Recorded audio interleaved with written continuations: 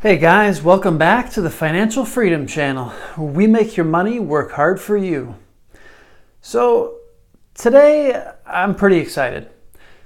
About, sometime like 2 or 3 a.m. this morning, I crossed the 1,000 view mark for my videos. So I launched this channel, I think it was about 2.5 months ago, and got my 1,000th view on my videos this morning. So I want to say thanks so much for supporting me, for watching my videos, for showing me that there's some value in what I'm sharing about here, guys. I appreciate your support.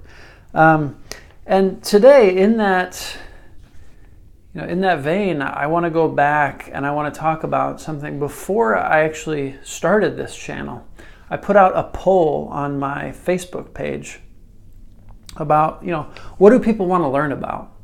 Financial freedom, what related to financial freedom should I talk about in these videos on this channel? So I put up this poll on Facebook, and I had 5 different areas that I was curious if people wanted to learn more about. And here they were. The first one was investing in cryptos. Do people want to learn about cryptocurrencies, Bitcoin, Ethereum, Ripple, Litecoin, stuff like that? Are people interested in that? So that was the first one I asked about. Second one, making money from a stock market crash. So you guys know, if you've been following me for a while, I'm nervous about where the stock market is right now. Like, it just seems people are too euphoric. People are getting greedy, and that scares me. So the whole idea of this, there's a stock market crash coming. Ray Dalio actually believes so as well. What is he? The founder of one of the world's largest hedge funds thinks there's a correction in the near future. So, that tends to be the best time to make money in stocks, guys. Right after the market crashes, everything goes on sale. It's a fire sale for the stock market. So I was curious if you guys are interested in that. Number 3, finding small stocks with big upsides. So for anyone who's ever played the Cash Flow board game by Robert Kiyosaki, there's something in there called the dollar card, okay? Now this is a card where you can buy a stock, or however many stocks you want actually, at $1 per share.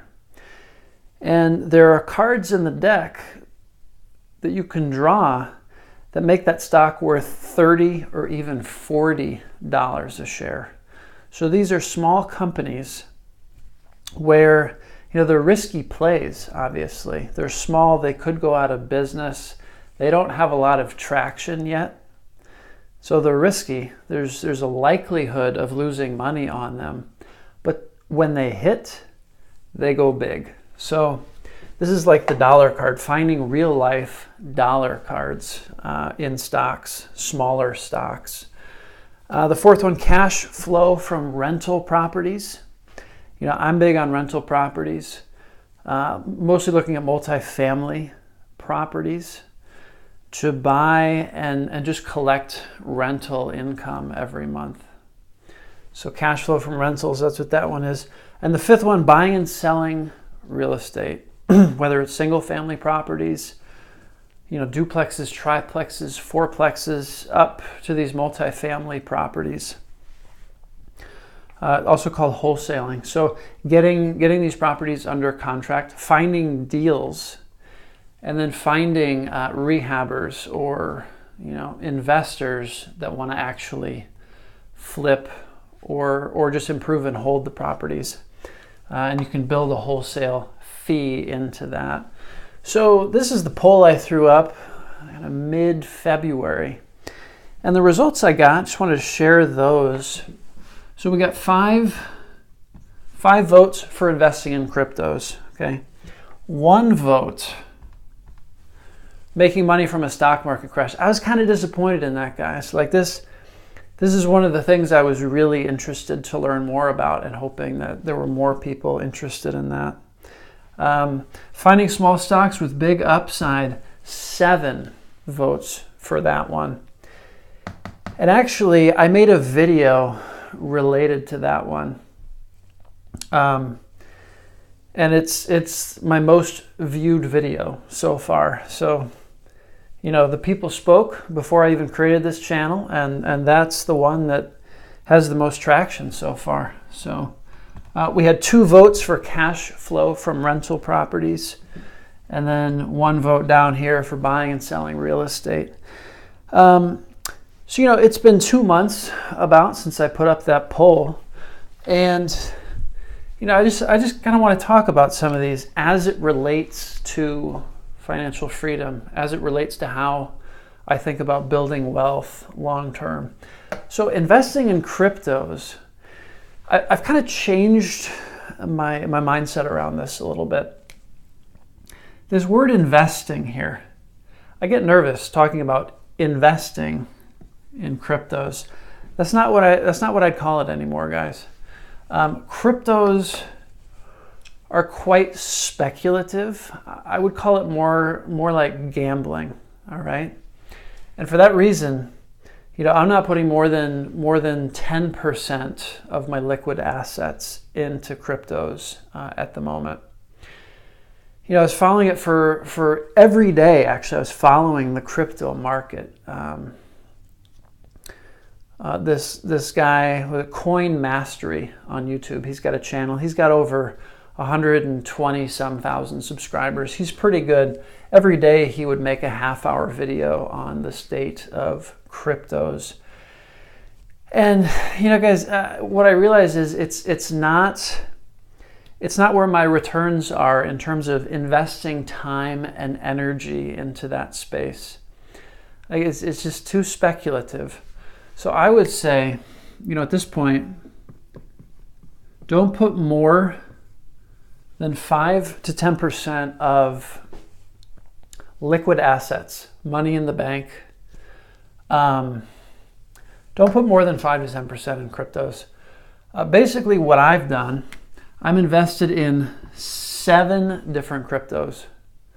You know, Bitcoin, Ethereum, Bitcoin Cash, 0x. There's a couple more. I don't even remember what they are off the top of my head. Most of that is in Bitcoin and Ethereum. I mean, those are the big ones right now. Okay. The crypto market is already so speculative, so you don't need to go into these super tiny coins to really see some returns here, guys. Like, Bitcoin and Ethereum are already risky enough. So I would say, you know, you don't need to get too crazy finding these, like, you know, $1 million market cap coins to bet on. So really, that's my play. It's put a little bit of money in Bitcoin and Ethereum and a couple of these other ones, and just forget about it. Just forget about it. Like, just ride it out for 5 to 10 years. And we could see 50, 100x returns on those over 5 to 10 years. So I'm still excited about the space. I don't necessarily think more knowledge in that space is going to correlate with much higher returns. I'm comfortable with what I've learned about it so far. I'm just going to park the money in Bitcoin and Ethereum and a couple others and just forget about it. Lock it away. Come back in 5 to 10 years and see what it's done. Making money from stock market crash. I'm still really excited about that concept. It seems to me like a stock market crash. You know, we're in May 2018. I think a stock market crash is still, you know, a year, maybe a year and a half, anywhere from a year to 2 years out. So I think it's a good time to start thinking about your strategy. Okay, what am I going to invest in when the market crashes? When all of these stocks go on sale, what am I going to invest in? I made another video about that. I'll link to it below. But it's a good time to start thinking about that. I don't think it's going to happen super soon. So I'm not putting a ton of energy into that at the moment. Finding small stocks with big upside. All right, so there's a guy, he teaches business valuation at New York University Stern, okay? Stern, NYU Stern. I took an online course with him, an online business valuation course. It was the first time that course was offered as an online course. I took it maybe a year and a half ago, something like that. And what I realized in that course is that there is so much involved in valuing a business, okay? There's so much involved. He's actually put out some videos recently valuing Netflix, valuing Google, valuing Facebook, and valuing Amazon. I think he valued those 4 recently. I would highly recommend you go and check those out. He did like a 15, 20-minute video post on each of those companies, how he values those companies. He's the best, guys. He is, if not the best, one of the best at valuing businesses in the world. I would definitely check those out. The thing about small stocks, they're just so risky. They're just so risky. Like I was talking about earlier. And, it's hard for me to get excited about this. It's hard for me to get excited about trying to find the dollar card, trying to find these stocks with the 30, 40x potential in, a couple of years. It just seems like a very hard game to play. So I've kind of backed off a little bit from that, even though, you guys wanted to learn more about that. So I feel a little bit bad. I asked you, hey, what do you guys want to learn? The most people told me this, and I don't feel very comfortable in that space to dig into that. This is like penny stocks, stuff like that.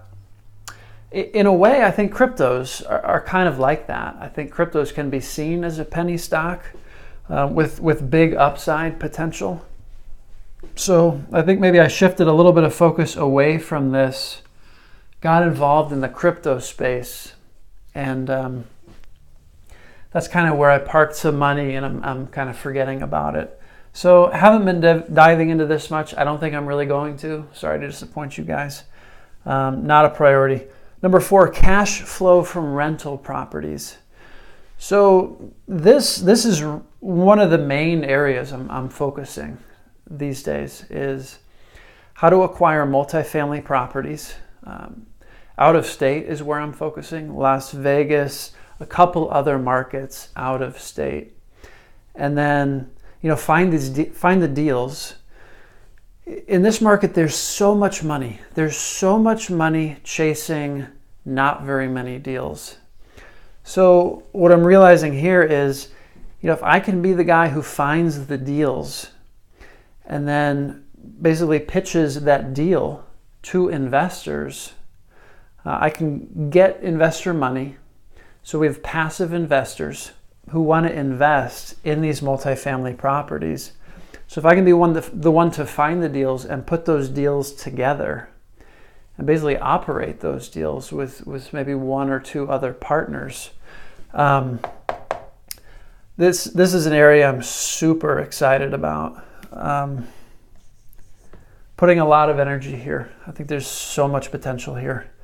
Another reason between stocks and real estate. So I've been thinking a lot about, what are the wealth generating potentials of stocks versus real estate. They're kind of 2 different worlds. And one thing I've been getting really excited about real estate is this idea of inflation destroying debt. So in real estate, there's so much power in using debt to build wealth. I mean, you can borrow sometimes 80% of your purchase price in real estate from the bank, not your money. So you put 20% down of your own money. You use other people's money for 80% of the deal. And And when you think about inflation, right?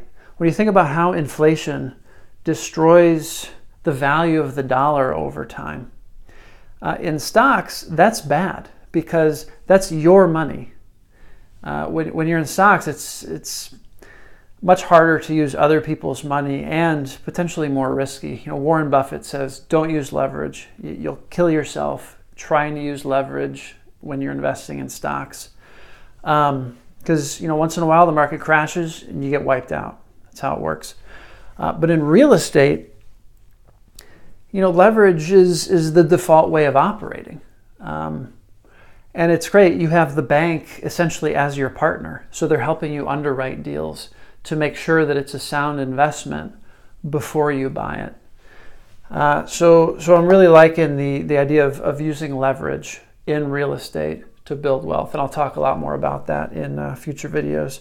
This fifth one, buying and selling real estate, wholesaling. So I'd say half of my effort right now is going into cash flow properties, out of state, multifamily apartment investments. And half of my energy is going into wholesaling locally in the Bay Area. So I see you guys didn't have a lot of interest in these on Facebook. But this is, these are, that was a terrible star. I'm probably basically splitting my time right now between these two. There's so much potential to generate long-term wealth here. So this is a set and forget. I've already set, now I'm just gonna let it ride. With cryptos, this is, kind of 1 to 2 years, but be ready, okay? I've got a list of stocks that when the market crashes, I'm gonna be watching to see how my value for them compares to what the market is pricing them at. And I'm gonna be buying the deepest discounts that I can find based on that. So, that's, and then the finding small stocks with big upside. Again, guys, it's not a game I'm playing right now. It's I just don't see a ton of potential there. So anyway, that's where I'm at. The poll that I put out 2.5 months ago on Facebook, I just wanted to run through, these ideas that I pitched to my Facebook community, kind of talk about where I stand right now on all of these interests. So yeah, that's my video for today, guys. My financial freedom poll, kind of summary, where I'm at now. Hit that subscribe button if you haven't yet, and I'll see you guys soon.